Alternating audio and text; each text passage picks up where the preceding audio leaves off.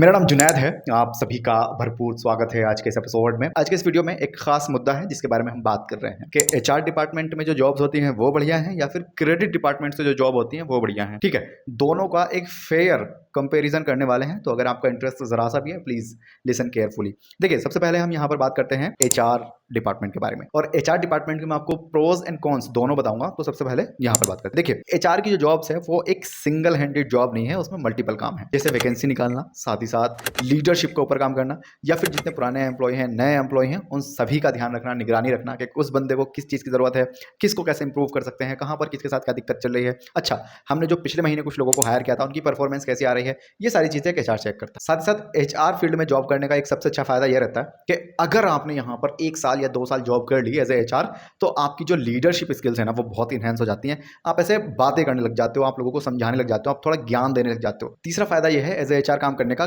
Company में ना आपकी बात की वैल्यू होती है। अगर आपने कोई डिसीजन लिया है, ठीक है, तो फिर चाहे वो बॉस हो, चाहे वो कोई भी हो, आपकी बात कहीं ना कहीं रखी तो जाएगी। आपको कुछ ना कुछ बताया जाएगा, आपकी उस बात को कहीं ना कहीं माना जरूर जाएगा। और साथ ही साथ आपका जो डिसीजन होगा ना वो इंपैक्टफुल होगा। अगर आपने कुछ रूल्स बना दिए, ठीक है, तो वो रूल्स सभी को मानने ही पड़ेंगे। चौथा एक इंपॉर्टेंट फायदा यह है कि ये जॉब ऐसे नहीं है कि एक कैबिन में बैठ गए, चुपचाप से बैठे हुए हैं और बस बोर हो रहे हैं, काम कर रहे हैं। नहीं, यहाँ पर लोगों से मिलने के बहुत फायदे होते हैं। ठीक है, आप अकाउंट्स टीम से भी बात करोगे, आप डिजाइन टीम से भी बात करोगे, आप सब टीम से बात करोगे और सबको फीडबैक दोगे, सबसे फीडबैक लोगे कि नहीं नहीं ऐसे क्यों काम किया, ऐसे कर सकते थे। मतलब बहुत सारी बातें हैं, आपको यहाँ पे कोलैबोरेट करके चलना पड़ेगा। दोस्तों, एचआर फील्ड में काम करने का एक ये भी बहुत अच्छा फायदा है कि आपको नई नई कंपनी में नए नए अवसर मिल जाते हैं कहीं और जॉब करने के भी। मतलब समझो, देखिए, अगर आप चाहे एचडीएफसी बैंक में काम करें, चाहे आप कोटक में काम करें या फिर टाटा महिंद्रा में काम करें, आपको एज ए एचआर हायरिंग ही करनी है, आपको एज ए एचआर मेंटेन ही करना है डाटा, आपको एम्प्लॉय को सर्विस एंड उसके साथ साथ उनसे जो चीज़ें बटोरनी है वही करना है। ऐसा तो कुछ है नहीं कि आउट ऑफ बॉक्स दे देंगे आपको काम, बिल्कुल नहीं। आपको आपके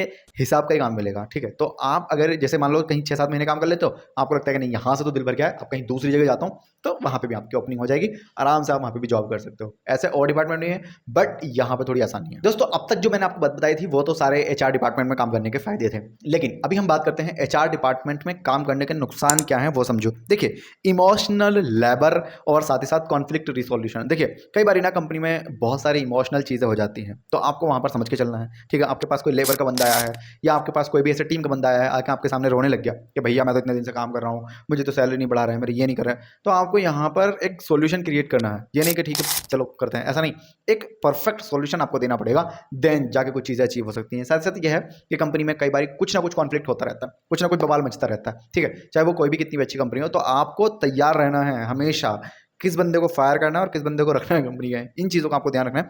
ठीक है, तो ये एक स्ट्रेस वाला काम है। ठीक है, यहाँ पे आपको बुद्धि भ्रष्ट हो जाएगी, यार इससे तो अच्छे मेरे बॉन्डिंग थी, या ये बंदे की तो गलती नहीं हो सकती है, फिर भी मैं इसको हटा रहा हूँ, चलो ठीक है। तो यहाँ पे दिमाग लगने वाला है, तो इस चीज़ का ध्यान रखना। दोस्तों, जब आपके पास काम नहीं होता है तो आप खुश होते हो, लेकिन जिस टाइम आपने रिक्वायरमेंट्स के लिए इंटरव्यू शेड्यूल किया लोगों का, या फिर ले ऑफ चल रहा है कंपनी में, तो भाई जो स्ट्रेस आपको मिलेगा ना कि भाई पैसे कहाँ से आएंगे, क्या चीज़ें होंगी, कैसे होगा, आपका स्ट्रेस एकदम हाई लेवल पे होने वाला है। तो अगर आप हाई लेवल के स्ट्रेस से डील कर सकते हो तो प्लीज एचआर में देख सकते हो। बाकी हम और भी चीजें बताएंगे, आप आगे देखिएगा। एचआर की पोस्ट पे काम करने का एक नुकसान ये भी है कि अगर आप किसी छोटी ऑर्गेनाइजेशन में काम कर रहे हैं तो आपका जो करियर का ग्रोथ है वो थोड़ा स्लो हो जाएगा, बिकॉज वहां पे ऑप्शंस नहीं होते हैं, बहुत सारा काम आपके जिम्मे डाल दिया जाएगा और आप कहोगे यार ये जान कैसे बचाएं। एक सबसे इंपॉर्टेंट बात दोस्तों ये है कि आपकी जो गिनती होगी ना वो ऐसे लोगों में होगी कि आपको सब लोग ये समझेंगे कि ये बंदा सपोर्टिव है, ये बंदा सबको सपोर्ट करता है। देखो, इसका मतलब यह है कि किसी के साथ भी कोई पंगा होता है, एचआर डिपार्टमेंट में चले जाओ, एचआर से बात कर लो, वो समझाएंगे, वो ही करेंगे जो करना है। तो हर टाइम कोई ना कोई लकड़ी आपके जिम्मे रहने वाली है। तो दोस्तों, ये था एचआर जॉब्स में काम करने का फायदा और नुकसान। आई होप आपके समझ में सारी चीजें क्लियरली आ गई होंगी। अब हम बात करते हैं कि क्रेडिट में काम करने का नुकसान क्या है और उसके फायदे क्या हैं। देखिए, क्रेडिट में काम करने का प्रोस ये है कि आपको यहाँ पर जो सैलरी मिलेगी वो बहुत अच्छे मिलने के चांसेस होते हैं। देखिए, अगर आपको पैसे से प्यार है तो ये आपके लिए बेस्ट जॉब हो सकती है, और यहाँ पर इंसेंटिव भी इंक्लूड होते हैं। जैसे जैसे आप मेहनत करते जाएंगे या जैसे जैसे आपकी परफॉर्मेंस है उसी के बेस पर आपको यहाँ पे इंसेंटिव्स, बोनसेस, ये सब मिल रहा होगा। दूसरा इंपॉर्टेंट फायदा यह है, अगर आप फाइनेंशियली इंडस्ट्री में काम कर रहे हो, जाहिर सी बात है, तो एज ए क्रेडिट मैनेजर आपको बहुत अकल आ जाएगी, और साथ ही साथ आपका यहाँ पे जो ग्रोथ के चांसेस है ना वो बहुत हाई रहेंगे। तीसरी इंपॉर्टेंट चीज ये है कि यहाँ पर एनालिटिकल और प्रॉब्लम सॉल्विंग होना बहुत जरूरी है। ठीक है, अगर आप इन दोनों बातों को नहीं समझ पाते हो कि एनालिटिकल क्या चीजें हैं, कैसा डेटा एनालिसिस करना है, क्या चीजें हैं, तो फिर ये जॉब आपके मतलब की है नहीं। ठीक है, आप फंस जाओगे, आप यहाँ पे घूम जाओगे। लेकिन अगर आप इन दोनों चीजों को समझते हो कि कैसे बिजनेस को एनालाइज करना है, ठीक है, और साथ ही साथ किस तरीके की प्रॉब्लम्स हैं जिनको हम चैलेंज करना है, जिनसे हमें संभालना है, तो आप यहाँ पे एकदम बढ़िया से चीजें कर पाओगे। दोस्तों, एक क्रेडिट मैनेजर बहुत सारी चीजें करता है। अगर आपका डिसीजन वेल एंड गुड रहा तो बहुत ही बढ़िया है, मतलब कंपनी और ऑर्गेनाइजेशन पर डायरेक्ट आपका इंपैक्ट पड़ने वाला है। ठीक है, तो जो भी कदम लेने हैं, जितने भी कदम उठाने हैं, आपको बहुत ही सीरियसली यहाँ पर उठाने पड़ेंगे। अगर आपने कुछ भी गलती की ना तो डायरेक्ट इंपैक्ट कहाँ पड़ रहा है, कंपनी के ऊपर पड़ रहा है, ऑर्गेनाइजेशन पे पड़ रहा है। साथ ही साथ आपके एक गलत डिसीजन से ना रेवेन्यू इफेक्ट हो सकता है, जो कंपनी कमा रही थी ना वो कहीं ना कहीं से डिस्ट्रॉय हो सकता है, खराब हो सकता है। दोस्तों लास्ट एंड सबसे इंपॉर्टेंट फायदा ये है एक क्रेडिट डिपार्टमेंट में काम करने का कि आपको रिस्पेक्ट जो मिलती है ना वो भर भर के मिलती है, मतलब बहुत इज्जत मिलेगी आपको जनाब, अगर आप एक क्रेडिट मैनेजर या फिर क्रेडिट एनालिस्ट की पोस्ट पे काम कर रहे हैं या फिर क्रेडिट डिपार्टमेंट में भी कर रहे हैं तो। अच्छा दोस्तों, जिस जगह पर काम करने का फायदा होता है उन्हीं जगह पर किसी भी काम को करने के नुकसान भी होते हैं। ठीक है, मतलब कॉन्स भी होते हैं, तो कुछ कॉन्स के बारे में बात करते हैं। नंबर एक ये है कि रिस्क मैनेजमेंट के कारण हाई स्ट्रेस आपका बढ़ जाएगा।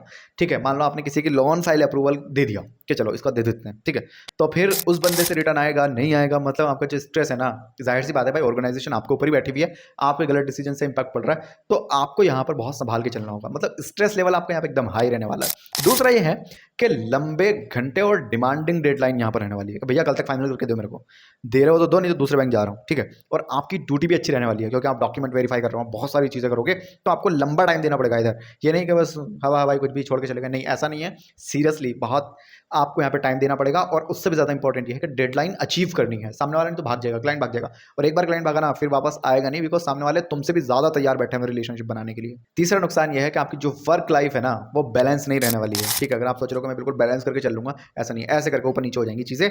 आपको सोने का टाइम कहीं मिलेगा, खाने का टाइम किधर मिलेगा, रोने का टाइम कहीं मिलेगा। ठीक है, तो अगर आप ऐसे व्यक्ति है ना जिसको लगता है कि नहीं नहीं मेरे को तो वर्क लाइफ बैलेंस में बिलीव है, तो ये जॉब आपके लिए नहीं है, आप जा सकते हो। नुकसान ये भी है कि यहाँ पर है फाइनेंस का मामला, और फाइनेंस में ना डेली बेसिस पे कुछ ना कुछ चेंजेस होते रहते हैं, मतलब डेली नहीं कह सकते तो वीकली कह सकते हैं, वीकली तो मंथली कह सकते हैं। आपको यहाँ पे पढ़ते रहना पड़ेगा कि क्या चीज़ें अब आ गई हैं, आप कौन सी चीज़ें हटानी है, कौन से टैक्सेस आ गए, एक्सेट्रा चीज़ें। हर साल बजट आ जाता है, हर साल नई चीज़ें आती हैं, तो आपको वहाँ पर भी नजर रखनी होगी कि भैया कौन सी चीज़ें नई आई हैं और कौन सी चीज़ें पुरानी आई हैं। दोस्तों सबसे तगड़ा एक नुकसान ये है कि जब इस तरीके की कोई वारदात होती है, लाइक कोविड आ गया या फिर कोई भी इकोनॉमी डाउन टर्न चल रहा है, तो फिर आपकी जॉब की इनसिक्योरिटी होती है थोड़ी।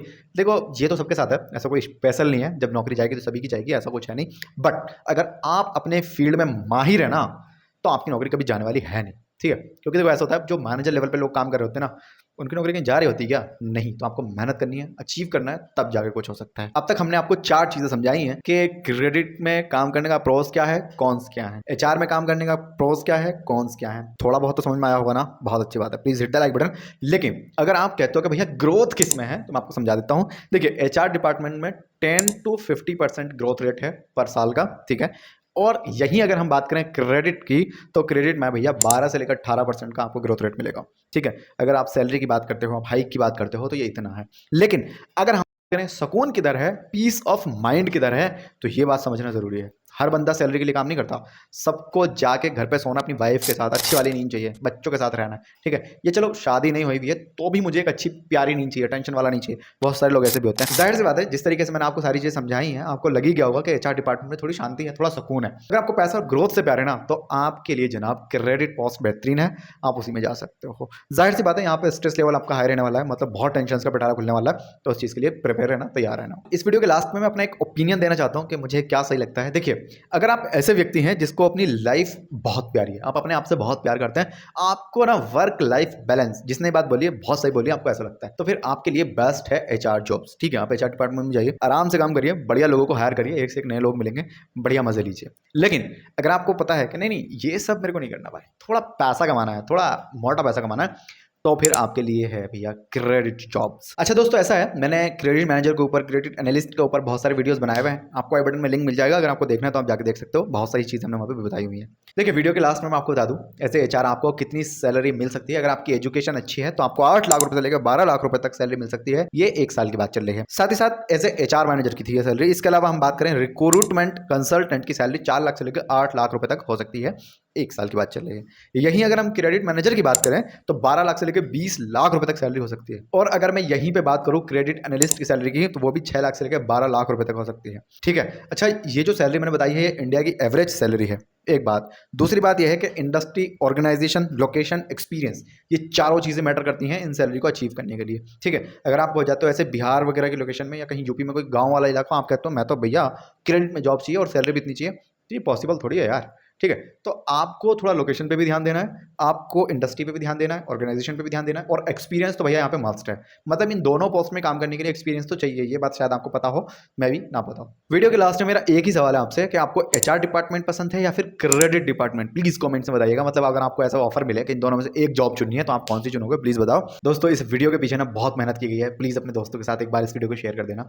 और इस वीडियो के रिगार्डिंग आपका जो भी फीडबैक है, जो भी नजरिया है, जो भी कमी गलती आपको लगी, प्लीज कमेंट्स में जरूर शेयर करना, बिकॉज आपका जो फीडबैक है ना उसको हम बहुत ही सीरियसली लेते हैं। तो प्लीज जरूर शेयर करना। फिलहाल इस वाले वीडियो में इतना ही।